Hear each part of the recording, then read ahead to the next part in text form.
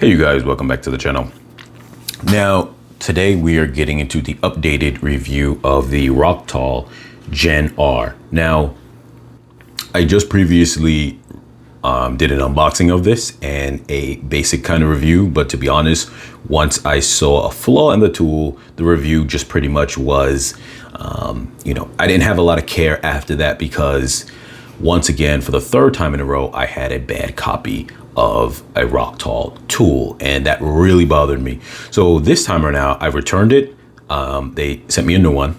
Link's gonna be in the description for you to purchase this on Amazon. Amazon, obviously, you guys know, have a great return policy, and they sent this on the way before the previous one even arrived back in their possession.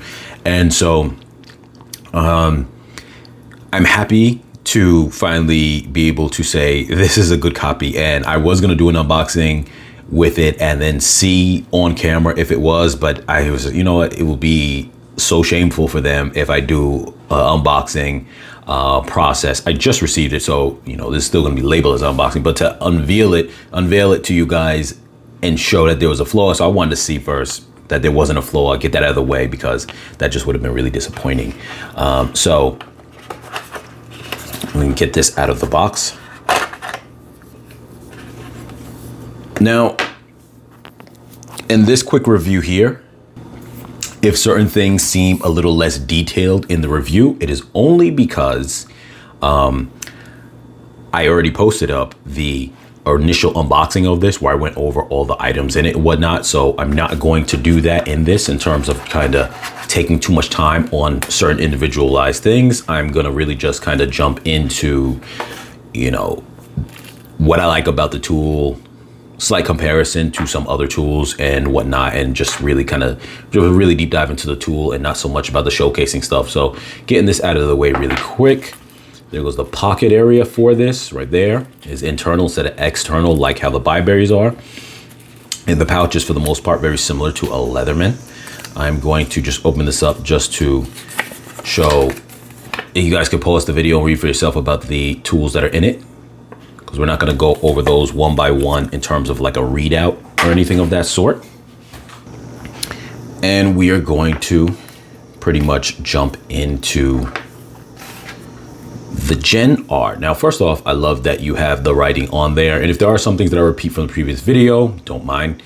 I love that you have the Gen R there, giving it that sense of a name, a title of the tool. And I kind of really like that, because a lot of these Chinese clones, if you will, of Leatherman, I'm not going to say any kind of specific one, because at this point now they're kind of meshing between waves and charges and surges and all this other kind of stuff. But now you're getting like almost like a name to these tools rather than just simply the 12-in-1, the 19-in-1, the whatever. So here you could say the Gen R, and it is what it is.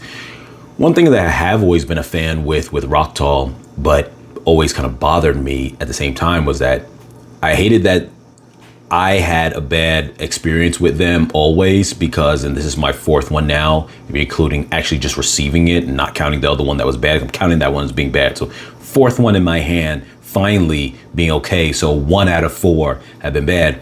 I like the quality that they put on it. It feels a little bit more premium than, say, in my opinion, than say BIBURY, which I'm actually a big fan of the BIBURY tools. One of the problems though is, I'm just gonna pull out the tools while I talk. One of the problems though is the quality control has always been really bad for me. I've seen other people review on the channel and that's not the case. For me, the quality control has always been bad. So as far as just, this is supposed to be a titanium coating. Their previous one was the same way. They have a little, just so the feel of them feels nice. Unlike the BIBURY of the similar type tool, let me just bring that into play just so you guys can see, because BIBURY's closest version of this is slightly different. So here you can see this. I'm going to put the name. The name in the link for this one also in the description, because off the top of my head, I know I'd get it wrong with the number. I think it's this is a 19-in-1, but I'm not 100% sure off the top of my head. And this one used, this kind of scales on the outside that are similar to the free P line but for Leatherman. But the thing about it is, other than that, you can see here, and a lot of the ones from them were like a little off center. That's not the case with the Rocktol. The Rocktol is actually, I'm trying to bend it now, and well, this one actually, okay, so I'm glad that I'm able to show this on screen. So the previous one that I got that had the defect, and the defect on that one was the saw was too pushed inwards. I don't know why it's like that, and then I couldn't reach it. This one is not like that. This one I could at least get my nail in there and pull it out. But that one was very tight when it came to this. Well, this one's a little off center. So once again, addressing quality control. So I'm gonna negate what I was about to say when it comes to that. Nonetheless, I will keep this one because at least, you know, that's not an issue with what I found. But as I go through the rest of this tool, hopefully I don't find any other kind of issues. I just opened up the regular straight blade knife. It's VG10. It's supposed to be a better knife quality steel.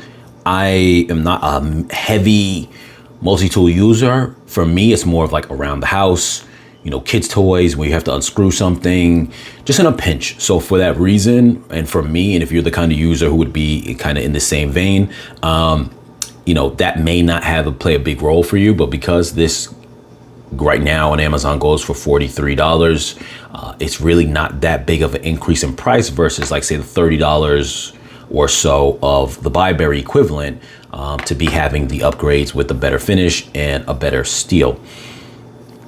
Here is the saw. The standard clone saw type, but it actually feels, you know, nothing wrong with it. It's sturdy. Nice saw if that's a tool that you use. I'm not really big on using saws. One thing I love about this configuration, because I loved it in the BIBURY as well, is scissors on the outside, big scissors on the outside, which the truth is the only equivalent Leatherman that I know of that does that is the Sidekick, or is it the Wingman? I'm having a brain fart right now in terms of which one's which, and I have the tool, so forgive me for that. I want to say that it is I think it's the Wingman. But also on the Surge, or in BIBURY's case, it would be the Pro Pliers. So having this now on a smaller size tool than the Pro Pliers, you know, a version which is a lot more bigger, I like that configuration of having large scissors, because like I said before, I'm the type who would be doing more household stuff with it. So this is great for when I'm cutting paper and things of that sort that don't require like maybe heavy duty stuff, but you know, you can just kind of get that job done without having to pull out a pair of scissors. Here you can see you've got the hook top, reverse end, and then this is the serrated blade. So that part is nice. You obviously have your belt clip and your 1/4 inch bit reversible driver, which is nice. And then over here, the set of tools that you get over here. Get this one piece open here. You've got a saw. So obviously this is not the tool that, if saw is your big, not saw, I'm sorry, file is your big thing, this is not the tool that you would necessarily want to buy. But if having big scissors is more important to you, this is a great tool. So you have that there. And then we have the awl, which on certain tools, they're not good, but this one's pretty good. It's sharp on the side. The tip is not super sharp, but it's pretty nice, because I've seen some that are just completely dull and really bad on some of these Chinese ones. And you got the micro screwdriver here, which is actually a lot more dimensional than the BIBURY one. I will bring that onto screen here really quickly.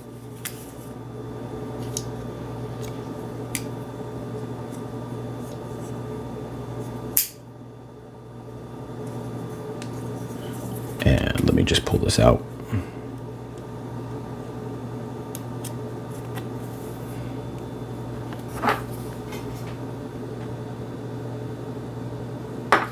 It's not focusing. Let me get that in focus.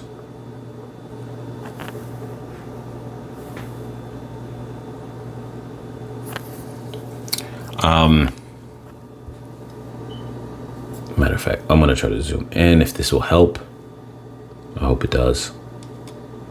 That's actually not that bad. For some reason, I felt like I remember it not being that good, but it's really not that bad. But this is the Rocktol, and I do think it is a bit more dimensional by a little bit, but once you start getting to that size, every little bit counts, because obviously at that point you're looking at something that's very small. So anyone who's familiar with using very tiny screwdrivers, you want to make sure that it's dimensional, so that way you're not the word scraping is not the word I'm looking for. I'm having a brain fart right now, but you know, where it ends up losing its shape, it'll come to me in a moment. I'm just out of it right now. It was your flathead screwdriver. It might feel a little bit redundant. And then here goes your can opener, bottle opener, wire stripper.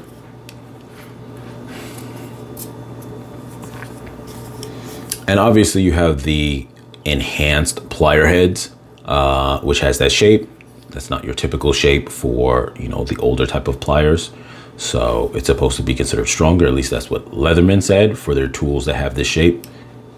And you've got the wire cutters, the replaceable wire cutters.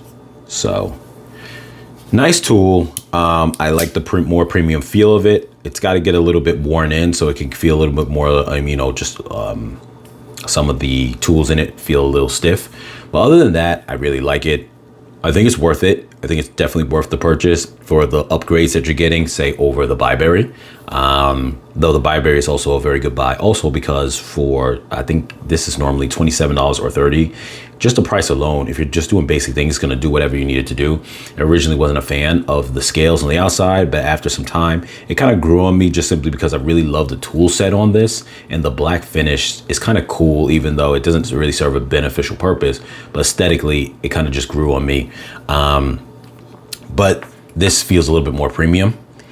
Now, like I said, as far as its competitor would be the BIBURY, excuse me, you also have brands like SQT, which have similar layout, except SQT actually tends to be a little bit more expensive, yet doesn't really come with bonuses like extra driver bits. But I will say though that if you were to compare this, because some people start comparing it to certain Leathermen, and here I have the Wave Plus on hand, which I'm just, for the value, I've never been a fan of a lot of the Leathermen, because when I got my first Leatherman, which was the Wingman, I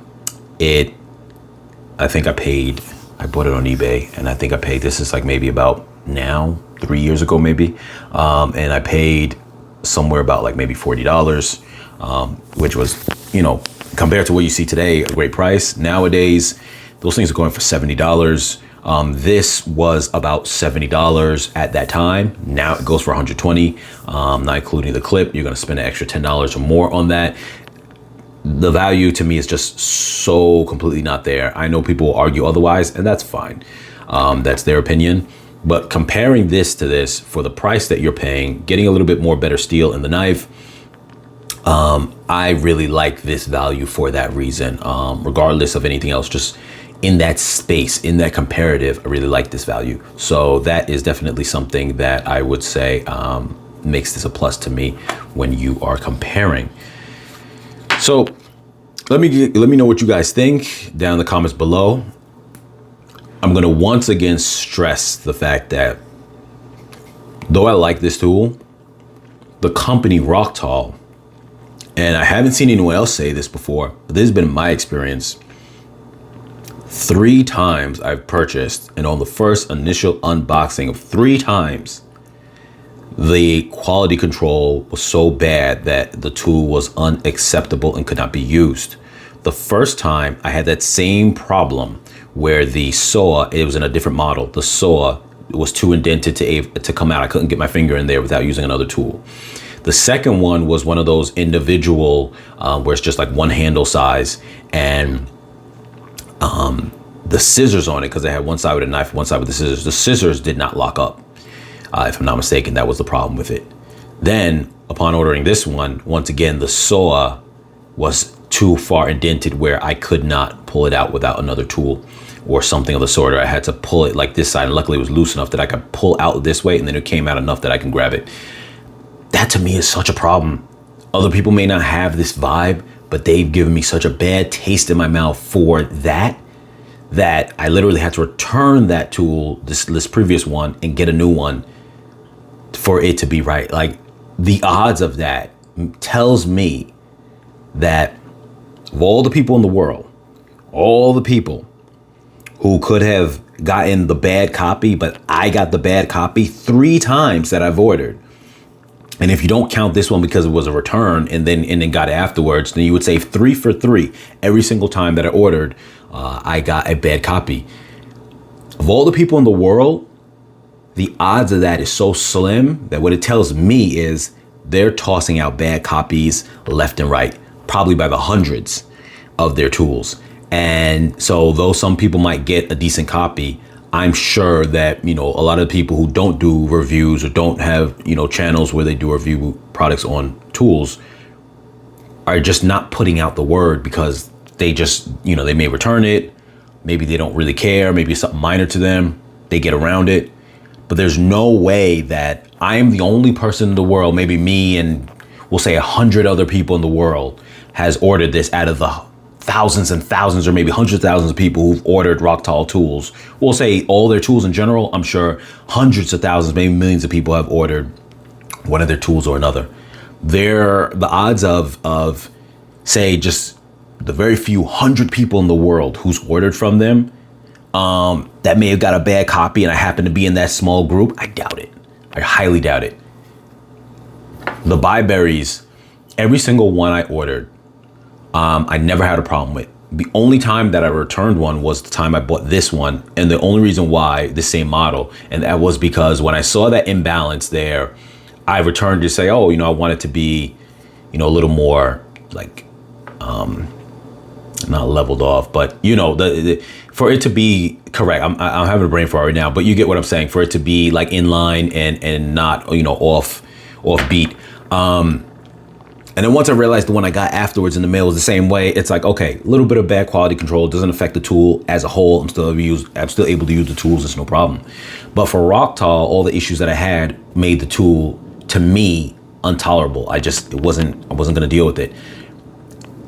I feel they're pumping out at least probably a good, at the rate that I've experienced with 3 different tools, at least it's probably like 50% of them are bad quality control, which sucks because I like the premium feels that they issue with their tools, but nonetheless, that's the one thing that bothers me when it comes to the company. So what has your experience have been like? Let me know, you guys, down below in the comments. As always, you guys, like, share, comment, subscribe, and I will catch you guys in the next video.